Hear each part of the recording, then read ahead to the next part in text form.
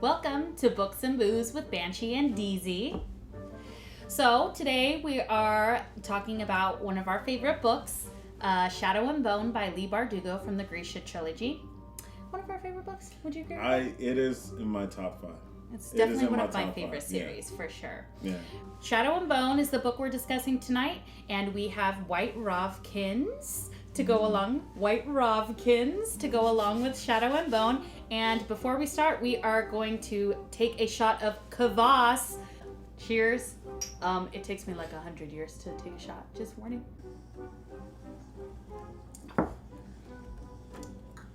It's gross because it's sweet.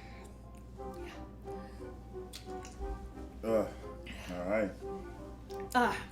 Shadow and Bone, just give you a quick synopsis, is basically, to me, it seems like it's an Eastern European-based fantasy novel. It is about a group of people who have extraordinary abilities, like all fantasy novels. I would say that people think it's magic, but they call it the little science. So we all kind of agree that Ravka is very similar to Russia, like a fantasy version of Russia, which I kind of like about this, because a lot of fantasy you feel like kind of has English roots. Yes, don't you feel like that? Yes. Like Tolkien, Game of Thrones, I feel like all of that kind of has English roots. But I kind of feel like this one, I felt like it was refreshing because of that. And like all of the made up words are kind of, they feel Russian. They feel Eastern European. Mm-hmm. So that's kind of one thing I really like about it. So let's talk a little bit about some of the characters. Let's start with Alina. Alina Starkov is the main character, an orphan. Before we get into characters, we can drink, right? Yes. Oh yes. Let's get into this White Ravkin. Yeah. Let's see how it is. Ooh. It's like chocolate milk. Yeah, chocolate milk for adults. Definitely. We should add some Kávás to it. We might have to add a little bit more to Should it. we add some Kávás? Whoa! This is the problem with pre-mixed, you guys. Let's be like men's and be like, mix up our schnagies. So what do we think about Alina? You know what? Alina, and this is a good book to start with, because as a man reading a lot of these books, I have a hard time liking a lot of the female leads for various reasons, but I like Alina. She's one of the few who I actually like I like. Like if I've read like 100 books, there's only like 4 that I like. So Alina's, I like her. I like her personality. She's strong-minded, but at the same time, she's not too like I'm a woman, hear me roar. Like she seems more realistic. Like her problems seem real. I feel like she is a true heroine. Like she overcomes it. She's selfless, which I think is a good quality. It's funny that you say she's selfless, though. And the reason I say that is because in the book, Alina is a sun summoner. So she can summon the sun. And in the book, those of you who've read it, if not, spoiler alert, there's a portion of the world that is in darkness called the Shadow Fold, where creatures called Volcra are man-eating creatures. So, and the Shadow Fold cuts off, it's in between Fjorda, I don't know if I'm saying that right, if I'm not, my bad, Fjorda and Ravka, who are enemies, and it kind of cuts off Ravka's like one shoreline access, but it also kind of protects them against Fjordan invasion. So Alina, being the sun summoner, is like pretty much a gift from, the saints or whoever you believe in, because she, in theory, could destroy the Shadow Fold because she can summon sun. So she has this ability her whole life, but when the Grisha come to test her for abilities when she's a child, she represses it because she doesn't want them to take her away from her best friend, her crush, her family Mal. But if this is an ability that can save the world, is that really selfless? She is the only one who has this ability. There's a lot of different abilities in the Grisha universe, but she's the only one that can summon sun. Yeah. Opposite of the Darkling, who can summon darkness. Yeah. But then I guess at her age, she didn't know the ramifications. And I was going to say, she was a kid, though. So, I mean, every True. kid's selfish. Do you know what kind of selfish stuff I did as a kid? I like Alina a lot. I like her a lot because I feel like she's just the right amount of real girl, which is, I'm sorry, like, a lot of times in the romance novels, people will be like, oh my God, all she cares about is this guy or whatever. That's how we are, man. We get obsessed like that. I mean, we do. We're girls, whatever. Alina at the beginning of Shadow and Bone and Alina at the end of Shadow and Bone are two completely different characters. I mean, this is true of a lot of, you know, personal journeys in books.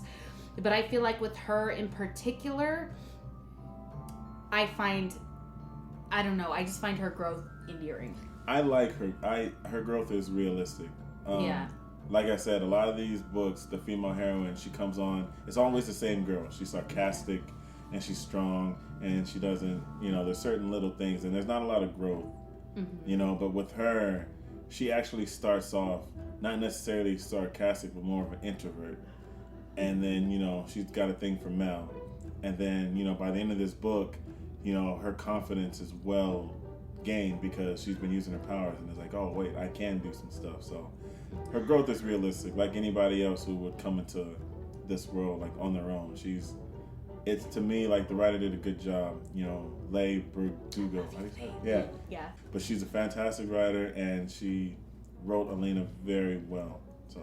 And that's coming from this guy. Like I said, he's very, I'm not going to call him sexist, but he's very critical. I said I'm not going to call you sexist. Okay.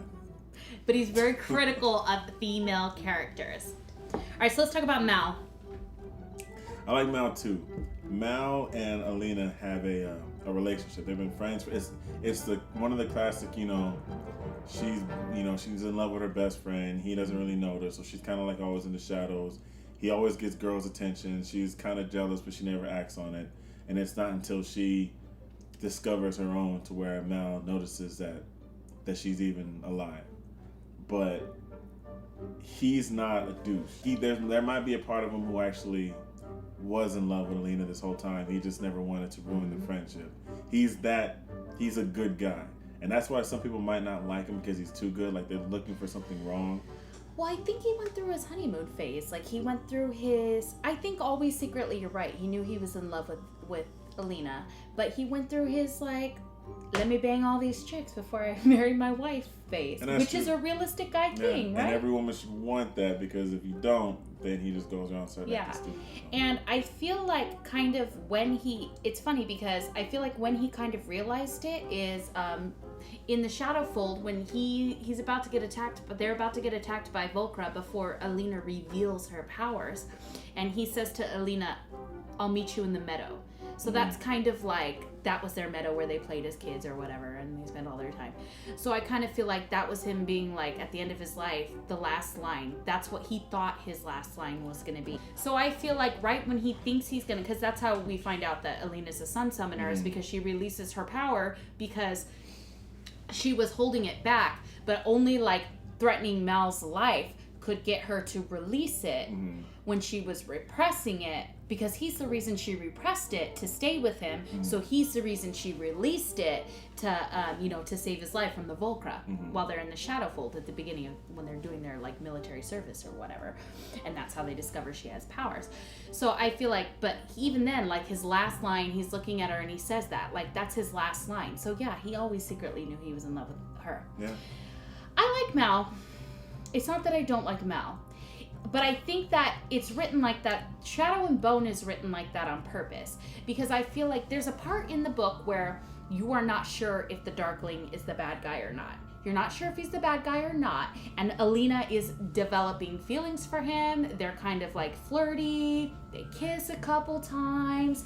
And I think that in Shadow and Bone, Leigh Bardugo wants you to think that the Darkling is Alina's new love interest. Until, guess what? Dude's the bad guy. Dude is genocidal, trying to kill all the virgins and expand the Shadowfold, and is going to use Alina to do it. I feel like in order for me to fall for that, in order for me to fall for it along with Alina, Mal had to be kind of bland. In the later books, I feel like he has more of a personality. He does. So I feel like in the first book, he's written exactly how he needs to be written. But this is one of the books where in the whole series, I kind of like, if Alina had gone bad and ended up with the bad guy, I would have been cool with that ending. This is one of the only series I can say that. But I'm cool with the ending of the whole trilogy too. I won't get into that, but I am cool with it. But it could have gone either way for me. But I feel like it's written like that on purpose. You're supposed to I don't know, kind of at some point in the first book be shipping Alina and the Darkling, and you find out with her that he's not the guy that we all think he is. And that's what I kind of like. Usually, you know, we read a lot. So you can, when you read a lot like this, you kind of get into patterns, and you can tell. You can foreshadow stuff is not a surprise anymore. Yeah, not even a little bit. That kind of surprised me. Oh, when she did. When the Darkling turned out to be. Really? Really? It didn't surprise you? No. Shut up. He was evil. I knew he was good. He was evil. I wanted him to be. I love him being evil. Because you like the anti-heroes / borderline evil love guys. him. The eviler the better. Like genocidal, I love that. He was evil from. And insane characters, I love that too. He was evil from day one. And genius characters. And he's genius, but he's evil from day one. You know he's evil. So that's kind of how I feel about Mal, but he is a good guy. He, you know, he kind of gets a little jerky. At one point in the book, he tells Alina, "Oh, the Darkling owns you." You know what I mean? And you can tell he's saying it a little bit out of jealousy. But then later, when she realizes, hey, something's up, this guy's evil, and she takes off to go, you know, to go jump ship, save the world or whatever. When she finds out that the collar that the Darkling wants to put on her is gonna basically make her into a slave. He says, "I'm sorry I said that." He's basically like, "I'm sorry I said that." And then she's like, "No, you were right. Like, he does own me. He owns us all," or whatever. You know, he gets a little jerky at that point, but he said it out of jealousy. I mean, here's Alina leaving, looking all scrawny and scrappy and tiny. And then she looks all hot and happy when he comes back and he finds her in the big palace. And she's basically, I mean, I'm sure you could see on her face, you know, crushing on the Darkling hardcore. Mm. But at the end of the day, you just don't get a sense of who Mal is in the first book. I know it's intentional. It takes a while for him to get he doesn't have much of a personality in the first book, I can honestly say. He's one of my favorite characters in the series. Yeah, I agree. But not necessarily in the first book, because he's very much written to be kind of like, oh yeah, Mal's over there. You know? So, yeah. So we talked about him a little bit, but now let's talk about my boyfriend, the Darkling. Do you think that the Darkling how do you feel about him as a zealot? Do you feel like anything that he does is justified? Well, I mean, every villain of every story is, you know, their convictions are always justified. Yeah. You know, so I mean, I forgot, what was his thing with the fold? He wanted to expand the Shadow Fold into Fajurda. I don't know if I'm saying Fajurda right. I'm sorry if I'm not. Side, right? Yeah. Because basically what happened was when he was the Black Heretic, I mean, he was always, but when he created the original Shadow Fold, the Volcra were people. They were like the farmers, the people that lived there. So, and then they became the Volcra when he created, which are like these, you know, winged, like man-eating, evil, dark creatures with teeth. And that's why you can't go in the Shadow Fold. Yeah, because they're demons. So he wanted to expand the Shadow Fold, basically taking out all of his enemies. So basically, dude's genocidal. He's basically trying to incinerate the entire Fajurdan race, is what he's trying to do. But, I mean, Fajurda hates Ravka. He's basically in love with his country. He basically wants to save his country. Or is that really what he wants? Does he really have his stuff in the right place? Or is he power hungry and he just wants to be like a god king? It's the same story in most books. It always starts with the love of his own people, and then it's like, oh well, absolute power. Yeah, absolute power. My people will be safe if I'm in absolute power. Yeah. So I mean, he's, I don't want to say Hitler. Very Hitler-ish. Yeah, very Hitler-ish. Except for like with more like supernatural powers, because like nobody can do what he can do. But I love him, and you know what I love about him? I love that he is unquestionably evil. Like he thinks he's totally righteous, and I fucking love that about him. I really do. I mean, he's a dope villain. I'm not gonna lie, he's a dope villain. One thing that, like, when he talks about his, you know, desire for Alina, he says this quote right here. This is probably my favorite quote in the book. He says, "The problem with wanting is that it makes us weak." And I like that. That's fucking true. That's true as shit. Dope quote. Real life quote. Hashtag real life implications. Mm-hmm. Yeah. All right, so any other character you want to talk about? I like Genya. She's basically a Grisha, powerful, but she has powerful powers. Fucking the Darkling gives her to the queen just to like be her beautician or whatever. Yeah, that's right. Zoya, I kind of like Zoya. She doesn't give a f. She's like, look, I'm a mean girl and whatever. She's probably my favorite girl in the whole series. Yeah. She's not a big character throughout the books. I think she's more prevalent in the first book than any of the other books, I think. Okay. Any other drink? Yeah, dude, get one right in the fridge right there. All right. Oh, wait, they're right there. Kill yourself real quick. Oh, yeah. Let's do this one for Leigh. Leigh Bardugo. Oh, yeah. Hey. Leigh Bardugo, I love you. You're my girl, man. I will meet you one day. I want an autograph on one of my copies. Next month, man. Next month. Welcome to my life. A little too many... White Ravkins. A little too many White Ravkins. DZ is also wearing a quote. Fine, make me your villain. One of the Darkling's lines. Talk about my dream cast. If they were going to make a movie. Alina was my hardest person to cast. Caitlin Deaver from Last Man Standing. She was my hardest person to cast because I was telling Deez, she's got to be pretty because later she, like, when she gets her power, she gets all, better looking or whatever, and all the Grisha are pretty. But at the beginning, she's suppressing her power, so it kind of affects her both emotionally and physically and mentally. And she is all skinny and scrawny, and then when she realizes her power, she starts letting go. She, is able to eat and summon the powers and like work out more and stuff like that. What she's saying is we think we can ugly her up. Plus, I think that when you got the main chick who's jealous of some other chicks and the way they look, you gotta kind of... I hate it when they cast like the main chick is really pretty, but they're always talking about someone else being prettier who's not really prettier. Mm-hmm. I wanted someone gorgeous, but kind of like normal looking. Like she just looks like your average normal girl. For Mal, I picked Drew Van Acker. Like we said, you kind of get more into him later in the book, so I kind of thought that he's hot, but like kind of in a nondescript way. Like he's like your average, like blonde-haired, blue-eyed, hot guy. So I thought that maybe, he could totally pull him off.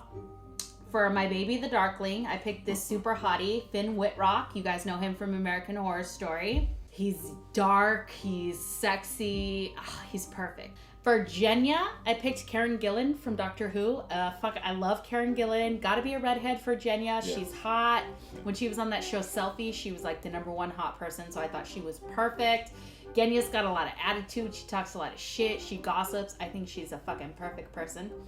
I picked Camilla Bell for Zoya just because she's really gorgeous. Also, I felt like both Genya and Zoya had to be kind of hotter than Alina. I think Zoya, in my brain when I read it, I thought Zoya was black. So if I had to cast Zoya, I'd probably recast her. I could see Zoya as black. Who Zoe Saldana? Or whatever her name is. You're thinking Zoe Kravitz. Oh, she's hot too. Ki Hong Lee, the guy that's on the Maze Runner, is what's his face, Miho or what? I don't know, what's his name? Shit. But I think he would be good as David. David's kind of that nerdy guy, that nerdy fabricator guy that Genya has a crush on. Yeah. And I think he's hot enough where you could see Genya having a crush on him, but he's nerdy enough where it will work. For Bagra, I picked Meg Foster because I think she's old but creepy. She's got those creepy ass glass blue eyes. And I mean, this bitch birthed the Darkling, so she's got to be a little bit creepy. Gotta be a little creepy, yeah. Yeah. How do we say his name? I forgot. I know he's Edibisi from Oz, but I can't think of his name. Oh God, it's like Adewale or something like that. But that dude's Ivan to me. I don't know. So that's my dream cast for book 1. I didn't want to cast everybody. I didn't want to get into like Nadia and all that. But what you think? I don't know. In the comments, if you have someone else. I know I'm a fan of her. I'm a fan of the cast. Just so you guys know. A lot of times on the internet, when you see people trying to cast Shadow and Bone, you see Adelaide Cade from Rain as Alina, and I just think she's too hot and too strong to, I don't know.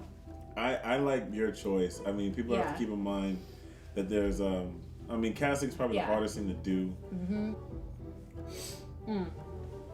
Anyway, so what else do you have to say about it? Let's rate it. On a scale of 1 to 10, Shadow and Bone. You know what? To kick off this new show, this We picked this on purpose. We picked this because we actually both like this book. Mm-hmm. So I'm going to give it a 10 out of 10. Me too. Bold. It's a bold move. I'm giving it a 10 10. out of 10. Yeah. 10 out of 10. Shadow and Bone. I think what I loved about this book mostly is that the first book, a lot of stuff is set in place for what happens in the third book. Like throughout the whole series, there's a lot of times I read these books and I could swear they write the first one and then they finish it and then things change and it kind of makes stuff up as they go along for the second and third installment. But I think with this book, he had it very well thought out, almost like it's one giant book and he broke it up into 3 smaller books. So mad props to the author. Yep. I picked up on that a lot to where, you know, it's very consistent. Things actually make sense. There's nothing that's like, no, that doesn't make any sense. So, you know, good job to the author. I love her. She's amazing too. She's like kind of goth, like, you know what I mean? Which I love. Sexy. She gives out like temporary tattoo. I don't know. I love her.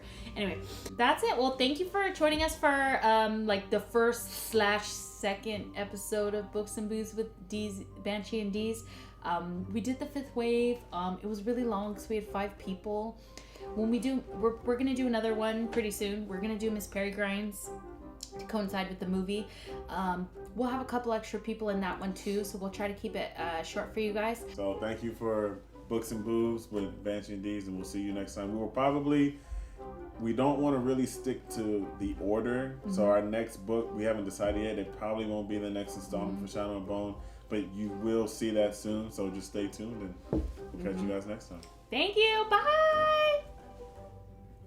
To the Darkling. No. Yes. No. I love you, Darkling. No. Merry